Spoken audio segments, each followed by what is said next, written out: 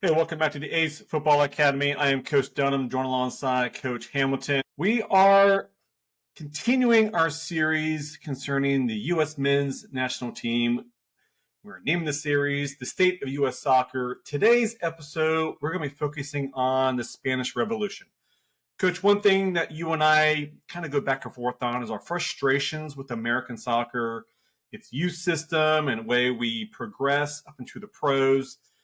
And today we're going to kind of focus on what Spain did many years ago. And maybe we can, later series down the road, we're going to discuss the American side. And hopefully we can make some sense of why we're so far behind. And I think that's the biggest thing, right? Why are we so far behind? We're the greatest country in the world, depending on who you ask. Why are we so, and we're so good at everything else? Yeah. Even on the women's side, we're top notch. Now, we can tie this into, I do think there are some countries that are catching up to us on the women's side in soccer. Yeah, that's true. But why is it that men's soccer, we're so far behind? Is it the talent pool? Is it our youth system? Is it our coaching? What is happening that has created this gap, so to speak? And I know when you look at the FIFA rankings, it looks like, well, they're ranked pretty high, but I guess this is the big thing for me. I have no visions in my lifetime of the U.S. men winning a World Cup or winning a gold medal. I don't see that happening with where we are in the state of soccer right now. It shows how far behind we really are, Coach. Absolutely. And today we're going to discuss Spain. We're nicknaming this the Spanish Revolution. Years ago, 70s and 80s, Spain wasn't a run-over type of country. They were getting to the semifinals. They were getting to finals, but they were never the winner. They were never the champion. Right. And at some point, Spain said, we need to make some changes. And so a little history on Spanish soccer here. In 1988, Johan Cruyff. We all know the great Dutch Johan Cruyff. 1988, he became the Barcelona manager, and he brought in a whole new style of football. We've all heard of Dutch total football philosophy, getting touches, positioning, and something like that. Well, he took that concept and kind of adapted that. And it has to deal with teaching intelligence, working on your technique, and ball retention. Not just going straight down the field. It's about the passes and working the ball around, the build up.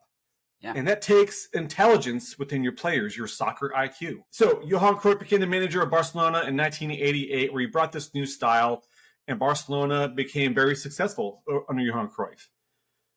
And ultimately, because of that, thank you, because of that, in 1995, the Spanish Federation said, we got to pay attention to what he's doing here. Yeah. And so they changed the Spanish Federation of Soccer, completely changed their national process. Again, they're already making it to the finals and semifinals and doing well in tournaments, and they're well known with their soccer program. And they wanted to produce technically sound players from the ground up and the top down. It's not just reversing one little thing around. We're changing everything.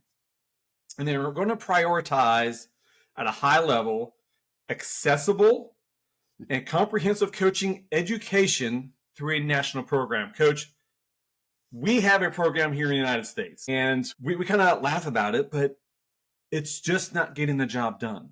We got coaches going in there. You and I have been through coaching classes in America. I didn't feel like there was anything expected of me other than just to show up. Right. And we're going to talk about this in a minute, but the biggest thing for me is just the price. I mean, people can't afford it. Coaches can't afford it. But to what you just said, you almost here in the States, and maybe I'll be proven wrong. Again, we'll get into this in a minute, but you almost take your coaching courses to create the network, right? To create you kind of coach close to me. Why aren't we not doing friendlies? Why are we not working together and talking? And not that that's not a huge deal, because building that coaching culture in the States is super important. But it's right. When you walk out of a weekend coaching course or whatever it is, do you feel like, dang, I got better this weekend, or I'm better, I'm ready to roll. Let's play some soccer? And I think overwhelmingly in the States, the answer to that is not really. Yeah, well, I think what stands out here to me is, typically it's why aren't our players getting better? What do we need to do differently to develop our players? And they're looking, instead of looking at different training techniques, they're looking at who is training those players. Yeah. And I think that's the key here. And I believe they really nailed it when they said, we're going to focus and prioritize high level, accessible, comprehensive coaching. They want to make sure that when you're going through that class, you're not just saying, hey, I'm a licensed coach. You're having to go through extensive training and showing that you understand how this works. Yeah, absolutely. So anyway, they've redone how they want to, what kind of player they want to develop, and they've redone how they're licensing their coaches.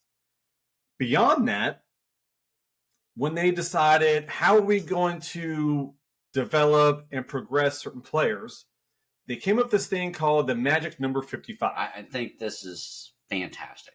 Every summer, the manager and staff of 19 regional scouts throughout the country, they're going to evaluate, they will decide and pick the best 55 14 and 15-year-olds throughout the entire country. That's 5 players per position.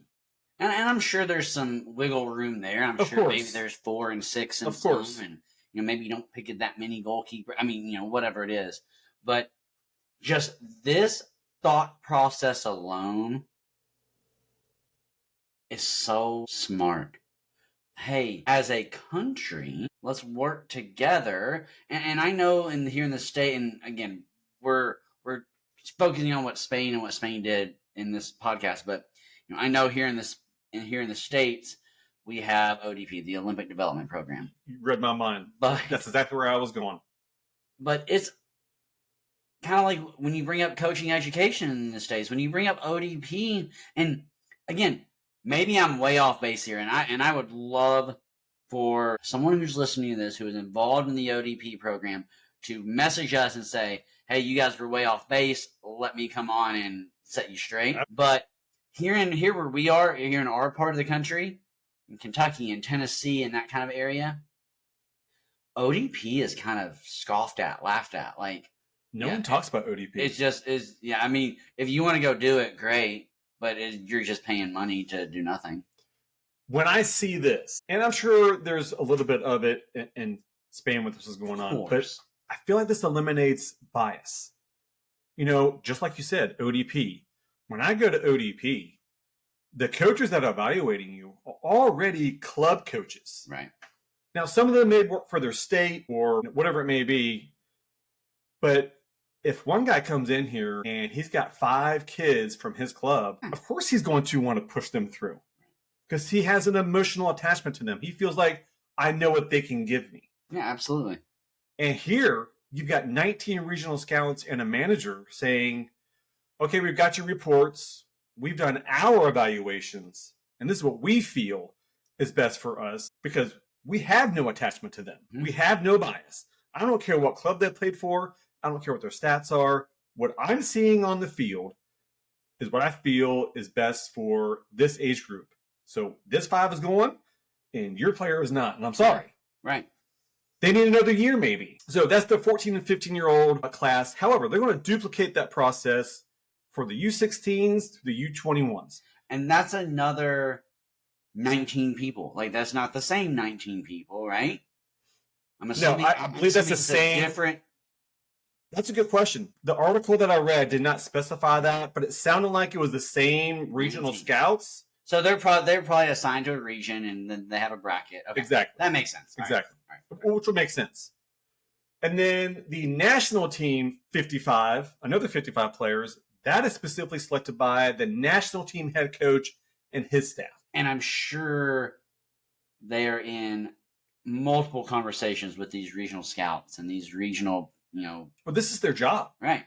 this is what they're doing month to month to month. They're watching, Saturday morning, they're watching 14, 15, 16-year-olds. Saturday afternoon, they got the 16s to 18s. Yeah, right.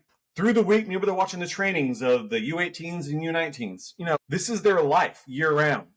And they're going to travel their region and they're going to hear tidbits about, hey, you got to come watch this kid. And they'll probably go and watch it. Yeah.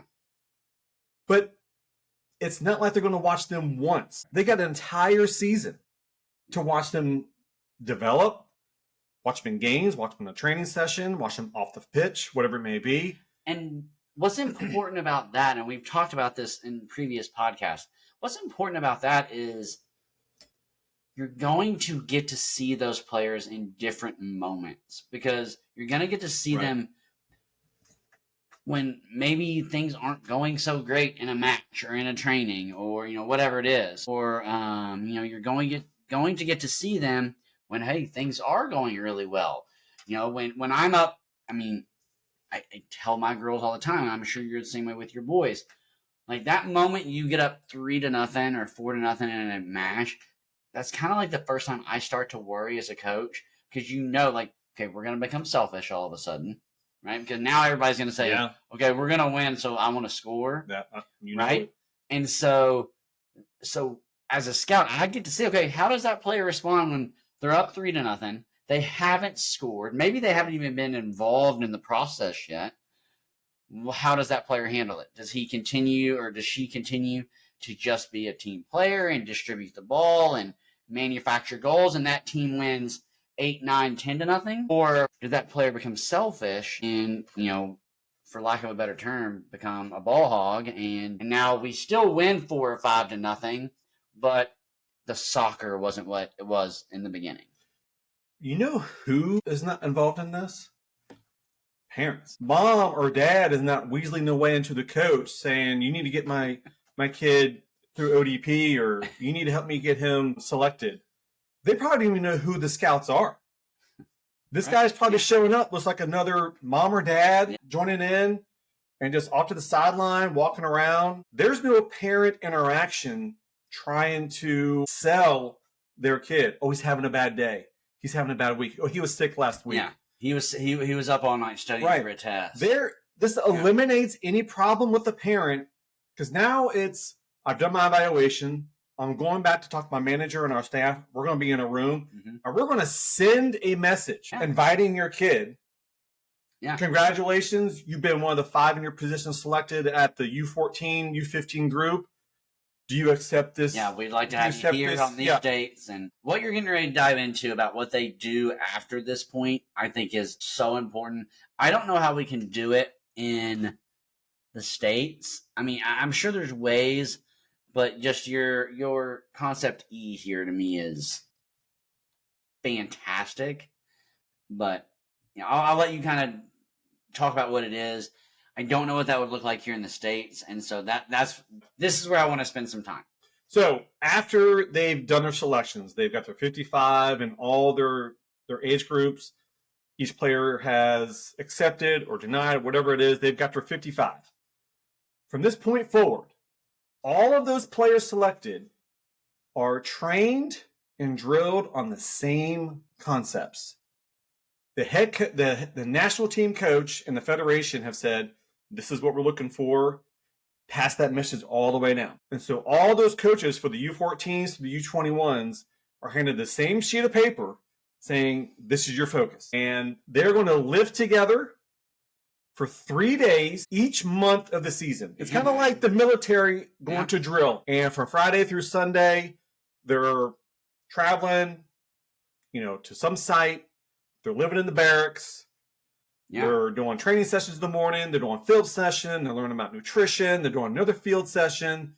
They're learning about whatever it may be. 3 straight days living together with their age group and building that camaraderie, developing their technique, their understanding of the concept at the national level. I think to your point, at that point, you and I, we just had a hugely popular episode when we talked about our formations that we like and we love. I'm assuming in this matter, they are, hey, here's the formation, or maybe it's formations, and they give them 2 or 3 that I need you to focus on. But at the top level, at the national team level, here's what we're doing, here's what we're looking for. Even if they're not specifying a formation, right? Hey, you're the coach, you run what you want to run. But they're specifying concepts that, hey, this is what I'm looking for. We're looking for overlaps and switches, right? That's what we're going to build our thing on. We're going to look. So you can run whatever formation you want, but these are the concepts I'm looking for as the national team head coach. And here are the 5 best wingbacks in the country. Right. So figure it out. Right. I love that side of it where there is that commonality of here's what we're looking for. Here are the best players we have in our country. Now you go figure it out, coach. What's even better about this, not only are you developing... By the way, coach, I'm just telling you, if this chair breaks on me again tonight, I'm gonna... I got 911 ready to go. I mean, do you hear it? It's like cracking, and sorry for the podcast listeners. It's like crack. Every time I move, it squeaks and cracks. And for those of you that weren't here, it broke on me right before we came on air. I'm very nervous right now. I think you'll be all right. Anyway, so along with them developing, they're also competing. Yeah. Because, so this starts in late summer when they start training 3 days each month. Okay, so you've got, let's say, August through November, they're doing this. Okay. Come January, that 55 goes down to 33. Yeah. So now 3 players of each position, they're going to continue their education until the summertime. So now you've proven yourself that not only is your technique at the right, I guess it's above your age level, but your understanding of the concepts are also there. And that's also what they're looking at. It's not just on the field. It's in the classroom as well. Yeah. It's your behavior everywhere you go. Are you a pro at a U16 age level? And your diet and your, let's say your diet, your academics, everything that goes into that we talk about all the time that, sometimes gets overlooked because, I had a conversation tonight it was not about soccer at all. It was about with a family whose daughter who's looking to play some college golf but also wants to pursue engineering. And the number of schools here in the States who the golf coach says, no, if you're going to play golf for us, here are the degrees you have to pursue. Wow. Because you're not going to school to go to school. You're going to school to play golf. Right? And that's really what they're saying. That's exactly what they're saying. Which is fine. That's how you want to do it. But I think that also brings us back to this point of why is the U.S. so far behind? Well, here's the reason right here. Here in Spain, everything we've talked about is consistency. Yeah. From U14 through U21, they're all learning the same thing. It's not Coach Hamilton's working on the 4-3-3. Coach Dunn's working on the 4-4-2. Coach Hamilton's working on a build-up from the back. Coach Dunn's working on direct to the striker. They're all doing the same thing. And they're developing the same concepts to where we can say, all right, out of this 55, 33 did it. Yeah. And I think that's the biggest thing there is they're evaluating the consistency between all of their players and all of their coaches and how they're evaluating the players. I think that's phenomenal. And, Coach, it's worked. Well, yeah, clearly. I mean, this started in 1995. How long has Spain now been a powerhouse? At least over 20 years. I know that Spain has really been dominant. Was it the early, 2008s, 2009s, when basically Barcelona and Real Madrid made up the Spanish national team, and they've won multiple titles ever since then.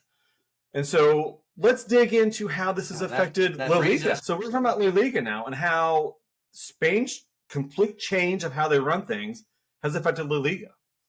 So La Liga is known to allow their younger players more minutes with their senior team, which is compared to the English Premier League, where you rarely see a 17, 18, 19-year-old, unless he's just some odd phenom. You get one every now and then. An odd phenom. But La Liga is saying, hey, let's see what they you developed really well. I'm going to give you 4 matches where you're going to come on as a sub, and you're going to get some quality minutes to show us what you've got, show us what you've learned, see where your standing is with the national level. Well, and how do you get better at soccer? You play soccer, right? And you play good competition. Well, you're challenged. Yeah, no, and you play good competition. Right. Right? It is easy to go and beat somebody 10-0. It's easy to go and lose to somebody 10-0. Yeah. But to put yourself in those moments, or to put your players in those moments where things may be good for a little while, but then for a little while they're not going to be so good. Mm-hmm. And then they may be good again, but then they won't be good again, right? Like, that's what you want. And to be able to put a striker who we feel as a country has some potential, to be able to go, hey, look, we have a league match this week against Barcelona, and it's gonna be 2-0. We're gonna put you in the game, and we need you to score a goal. Like, that type of development only comes through playing, right? Mm-hmm. And sure, I can sit on the bench and be like, man, if coach would put me in right now, I could score, I could change this game, I could do it. But then all of a sudden, coach looks at me and says, all right, Hamilton, go. Hey, by the way, I need a goal. You don't know until you're given the opportunity. Yeah. You don't know until you know. You don't know if you only see it on a training pitch. Right. You've got to give them opportunities. Yeah, so, absolutely. Beyond that, Spanish clubs also spend less on transfers, with the exception of maybe Barcelona and Real Madrid, who are known for buying players, but they also have their own youth development systems. But they're putting more of their funds into their youth team's development. Every club has a youth academy. Well, instead of spending money on their transfers, they're spending money thrown into their academy, which I think is brilliant as well. Right.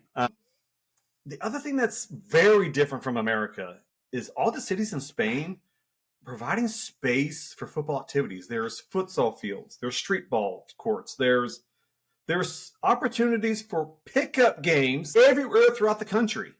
We just don't have that here in the States. Well, and so your point B with them spending less money on transfers, and you're right. Like, I understand why teams like Real Madrid and Barcelona are bringing in top-notch players to help them to compete, because they are at that top level. It is different for them, right? But your other clubs, the fact that they're saying, all right, hey, look, you don't get that big of a budget because we're pouring that money back into our youth, back into our development. I love that aspect. I can see some disgruntledness coming from mamas and daddies, and even the soccer people in that federation.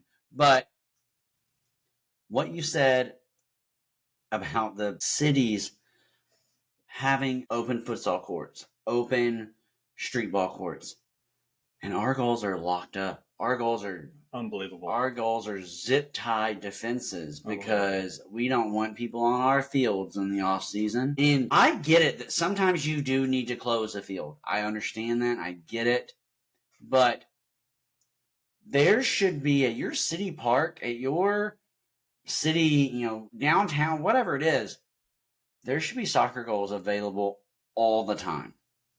100%. And hey, let's go and play.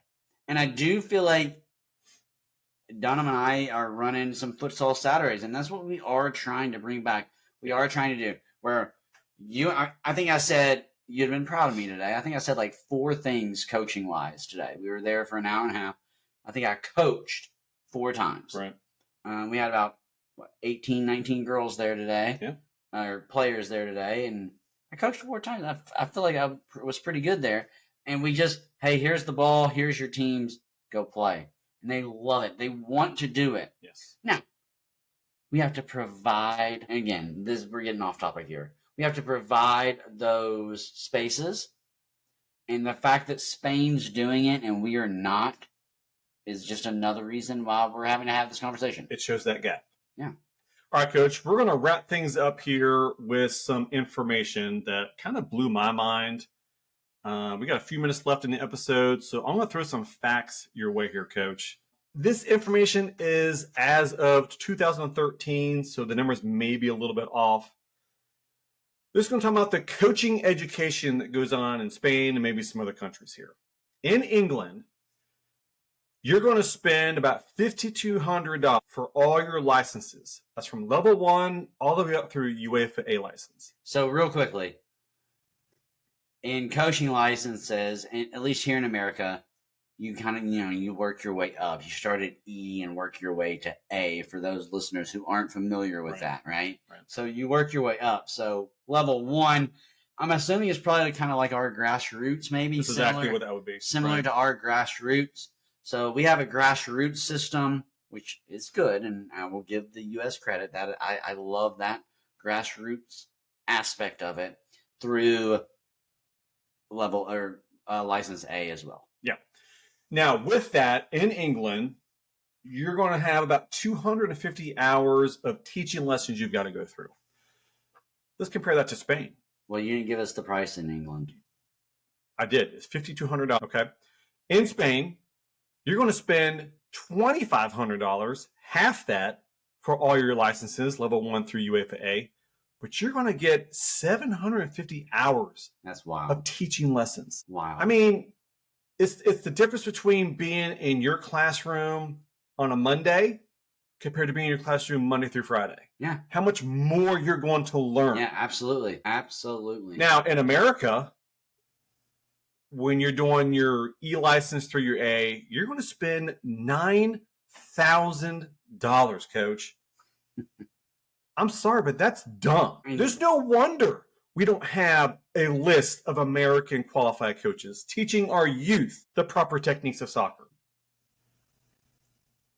All right, and so for me, I'm just going to go on a personal level real quickly. For me, I just signed up for my C license. It was about almost $1,700 out of pocket. Now, my club is going to reimburse that. But I'm lucky enough to where I have the $1,700 saved up where I can pay. But if I'm a coach who's living paycheck to paycheck, or even just putting a couple $100 away a month, right? Or I have multiple children playing club in the States, I can't afford it. Even if you're going to reimburse me, I can't afford to put that money up front. True. I just don't have it. And I think that's the biggest problem. I love that our club reimburses. I think that's important. And I'm sure most clubs do. I would think so. And I mean, to his credit, I've been putting this decision off for a long time to whether or not I was going to do this, not because of the money, but because of some other things. But to his credit, our new DOC said, "Hey, I'll pay for it if you'll do it." I was like, "No, I don't need that. That's not why I'm doing it." But I bet you those conversations are happening more often in the States than they ever happen in Spain or even in England. I agree. We'll just move on to the number of licensed coaches. So in England, the number of UEFA A licensed coaches is about 1,395.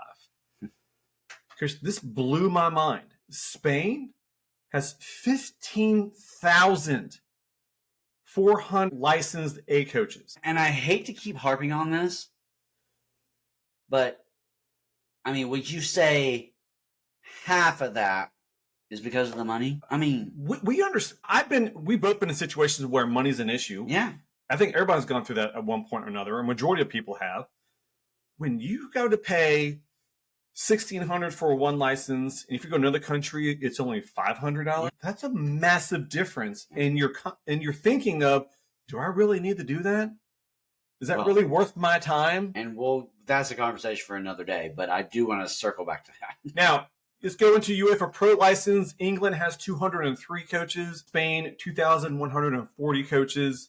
Here's another thing. Professional managers in England compared to Spain. As of 2018, in the English wow. Premier League, there were 5 English managers out of 20 teams. 5 English managers in the English Premier League. In La Liga, there are 17 of 20 that are Spanish. Coach, You're doing the it right. details are right there. You're doing it right. It shows what happens when you put priority into the accessibility, the high level of education, and the level of learning. It makes a massive difference, and they're teaching the kids that winning matters, but losing is a part of life. It's not just about one thing. It's not just about the winning. It's the whole realm of teaching the players, getting their priorities right, make sure the philosophy is consistent, and you've got well-rounded kids who are developing into world-class players. So to sum this conversation up, Spain rocks. Spain is on it. And I mean, I think even here we are in, getting ready to enter 2025, and I think this past summer, I picked Spain to win gold and the World Cup. I know that didn't happen that way, but let's not. Men and women. Yeah, men and are correct. Dominating. Correct. Yeah, the men and the women are dominating. So what they're doing is working, and why we aren't studying it, why we aren't taking a bigger interest into what's happening there is, it's a red flag to me. This has been the ACE Football Academy. I'm Coach Dunham. This is Coach Hamilton. What is your view of Spain and your experiences in America? ACE Football Academy, go kick some ace.